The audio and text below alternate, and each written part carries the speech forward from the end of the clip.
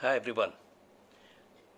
I hope you are doing fine and are completely stress free. Stress free, I said. Okay, guys, this is the topic today we are going to discuss, which is how to manage stress or how to manage pressure. And this is not only related with sports, this is applicable to all walks of life, especially in the era when performance is considered too important and people really give their everything, to really succeed and reach at the top. So whenever we talk about pressure, the word underperformance comes into play. जब तक वो under performance नहीं होता है, we don't talk about this particular term. तो pressure होता क्या है? Now in a simple language, if I can explain you, ये खाने में एक स्पाइस की तरह, it is like a spice in your food. कम होगा तो स्वाद फीका हो जाएगा और ज़्यादा हो गया तो खाना खराब हो जाएगा. So less of it will make the food tasteless. At the same time, more of it will spoil the food. तो ये कितना होना चाहिए? And how exactly we have to balance it out.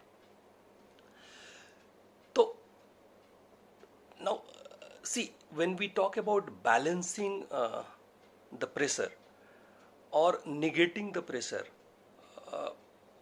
there are different opinions, right?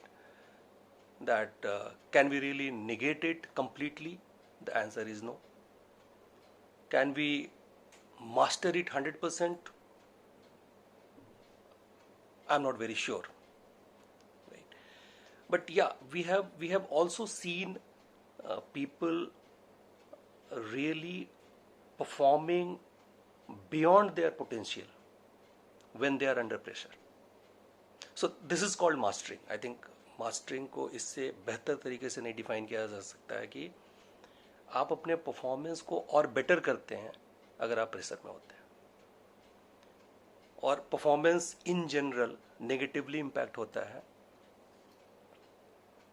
If you take the pressure. So generally अगर आप एक certain potential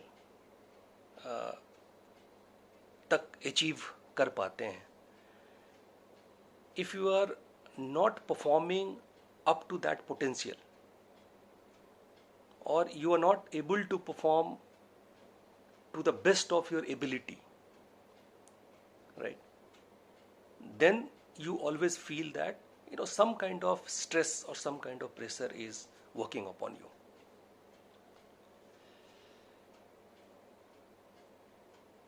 अब वैसे तो डायमंड जो है वो कोयले के प्रेशर के बाद ही निकलता है. सो if there is no pressure, and that's why I compared with a spice in food, कि प्रेशर नहीं होगा तो वो डायमंड तो निकल के बाहर नहीं आएगा.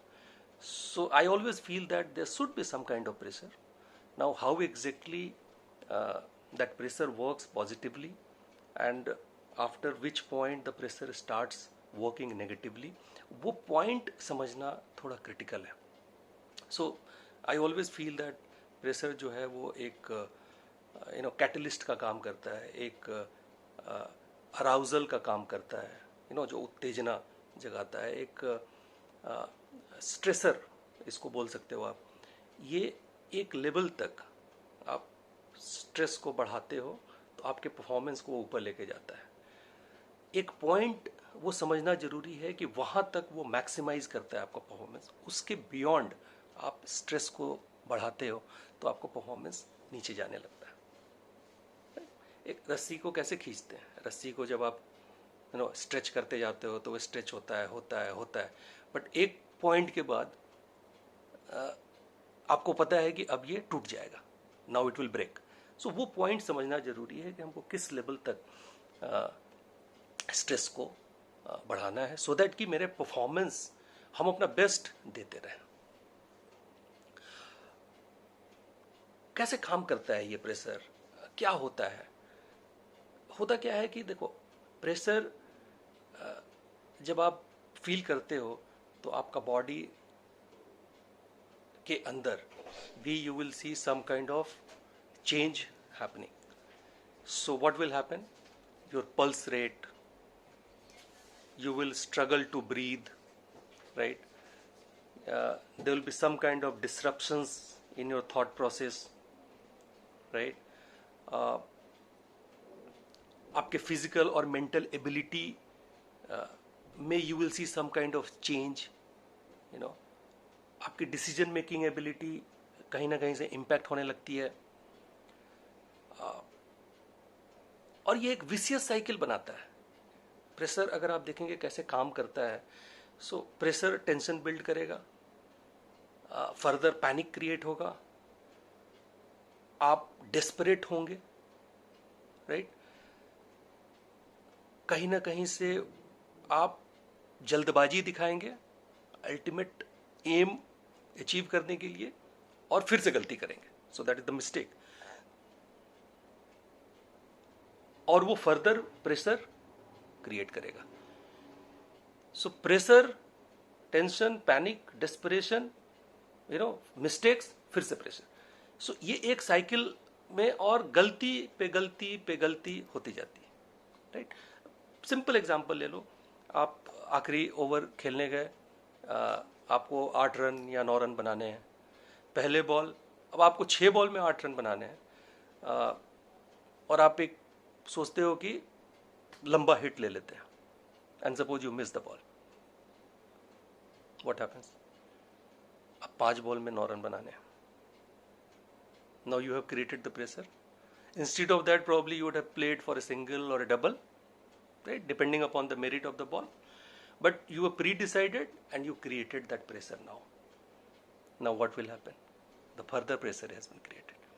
I'm just giving the example how exactly it works and how exactly it really impacts. अलग अलग टाइप के प्रेशर्स होते हैं अगर ठीक से हम समझने की कोशिश करें. So the types will be, your lifestyle pressure, your emotional kind of pressure, right? Then your training pressure, those kind of stress, and your competition and performance stress. और ये सारे कहीं ना कहीं से आपको इम्पैक्ट कर रहे हैं, राइट? अब अलग अलग तरीके से इसको हमें मैनेज करना है, अलग अलग, क्योंकि ये अलग अलग टाइप के प्रेशर्स हैं.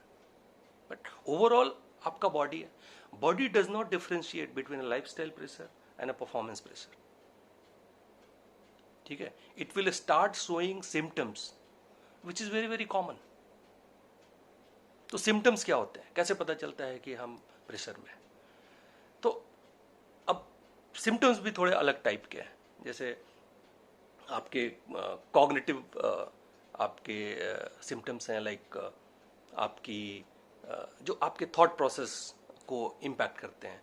जैसे आप चीज़ें भूलने लगोगे, कोई इंस्ट्रक्शन आपको आपके कोच दे रहे हैं, या तो आप इंस्ट्रक्शन याद नहीं रख पाते हो, या आपकी डिसीजन मेकिंग एबिलिटी में आपको खुद इशू लगेगा, या आपके थॉट्स ज़्यादा नेगेटिव अगर आ रहे हैं. तो इस टाइप की चीज़ें एक टाइप के सिम्टम्स होते हैं. दूसरा सिम्टम्स जो है वो इमोशनल हो सकता है. जैसे आपको जल्दी जल्दी गुस्सा आ रहा है, एंग्जाइटी है ना, वो आप ज़्यादा हो रही है, आप जल्दी उदास हो जाते हो, राइट? आपका जो सेल्फ स्टीम है वो थोड़ा सा लो लेवल पे चला गया है. These are emotional symptoms. Physical symptoms भी हो सकते हैं, जैसे कि आपका हेडेक, फटीग होता है ना, आपके मसल स्ट्रेस. इस टाइप के सिम्टम्स जो हैं वो फिजिकल इन नेचर है. और आपके बिहेवियरल सिम्टम्स भी हो सकते हैं, जैसे आपका स्टैंडर्ड ऑफ परफॉर्मेंस जो है वो नीचे जा रहा हो, या आप अपने आप को सोशली विड्रॉ कर रहे हो, आप बहुत ज़्यादा घुलते मिलते नहीं हो जैसा पहले, मतलब पहले से डिफरेंस वो दिखने लगेगा। एंड बिहेवियरल जो सिम्टम्स होते हैं वो सामने वाला आदमी या जो अदर पर्सन है, जो आपका कोच है, जो आपका मेंटोर है, वो आपको ज़्यादा बता सकते हैं, because they are observing you, right. आप बात बात में शायद कॉन्फ्लिक्ट, बात बात में आपका झगड़ा हो जाना, या so those kind of things are more of behavioural symptoms जो आपके जो दिखते हैं। इन सब चीज़ों से आपको पता तो चल जाता है कि some kind of stress the person is going through. Now अब इसको मैनेज करना है, तो मैनेज कैसे करें, राइट। मैनेज करने के जो जो मैं आपको 3 मेथड्स हैं मैं उसको समझाता हूँ, बट जो कॉमन लोग प्रैक्टिस में लाते हैं वो ये है कि अच्छा अभी तो स्ट्रेस नहीं है, जब होगा तो देखा जाएगा। तो this is a common answer, right. अभी तो कोई स्ट्रेस नहीं है, जब आएगा तो देखेंगे। So this is like wait and watch, and people say I will cross as and when the bridge comes, right. तो ये एक पार्ट है। दूसरा सेट एक वो होता है जो प्रेशर को हैंडल करने के लिए कॉपी करते हैं कि अच्छा वो प्रेशर सिचुएशन में ऐसे बिहेव करता है या ऐसे एक्ट करता है, तो हम उसको कॉपी करते हैं, राइट। देखिए हर आदमी डिफरेंट है, राइट। हर आदमी का मेंटल स्ट्रेंथ अलग है, हर आदमी का फिजिकल स्ट्रेंथ अलग है, हर आदमी का इमोशनल स्ट्रेंथ अलग है, राइट। सो हर आदमी का प्रेशर कोप अप करने का तरीका भी अलग है, और इसलिए प्रेशर को हैंडल करने का भी तरीका अलग हो सकता है। तो समटाइम्स जब आप कॉपी करते हो तो वो काम कर जाता है, but most of the time वो काम नहीं करता है। तो ये 2 कॉमन प्रैक्टिस है, बट इन जनरल अगर आप देखेंगे तो 3 जो मेथड हैं जिसके थ्रू इस पे काबू पाया जा सकता है। One is of course self talk, अपने आप से बात करते रहिए, अपने आप को इंगेज रखिए। And I think last time मैंने पॉजिटिव सेल्फ टॉक के बारे में बात की थी। So keep talking positively to yourself, right. Affirmative affirmations की जो मैंने बात की थी कि Rakesh you can do it, Rakesh you have it, you have already done it in the past, something like that which keeps you pepped up, keeps you motivated. ये एक self talk है जो आपको हेल्प करता है। दूसरा है रिलैक्सेशन, स्पेशली जब आप, मैंने आपको स्ट्रेस के टाइप्स बताए, स्पेशली जब आप फिजिकल स्ट्रेस और आपके लाइफस्टाइल स्ट्रेस या आपके ट्रेनिंग स्ट्रेस से गुजर रहे होते हैं, तो रिलैक्सेशन जो है वो आपको हेल्प करता है रिकवरी में, राइट। और वो रिलैक्सेशन आप बहुत सारे चीज़ें हैं जिसके थ्रू आप रिलैक्स कर सकते हो, like taking a break from your routine, बीच में किसी और हॉबीज़ को साथ साथ उसको परस्यू करते हैं, सो दैट कि यू आर आप अपने आप को रिलैक्स करते हो, राइट। फैमिली के साथ थोड़ा टाइम स्पेंड करना, these are the relaxation methods. तीसरा जो एलिमेंट है जो यूज़ करते हैं स्ट्रेस को कम करने में, वो होता है imagery, and specially performance pressure या कंपटीशन प्रेशर जो क्रिएट होता है, उसके लिए एक ऐसा सेटअप करते हैं जैसे कि आप सच में बैटल ग्राउंड में हैं, राइट। और लाइव सिनारियो क्रिएट करने की कोशिश करते हैं, उस सिचुएशन को विजुलाइज करते हैं, and then you practice, right. तो जो मैच प्रैक्टिस क्या है, इमेजरी।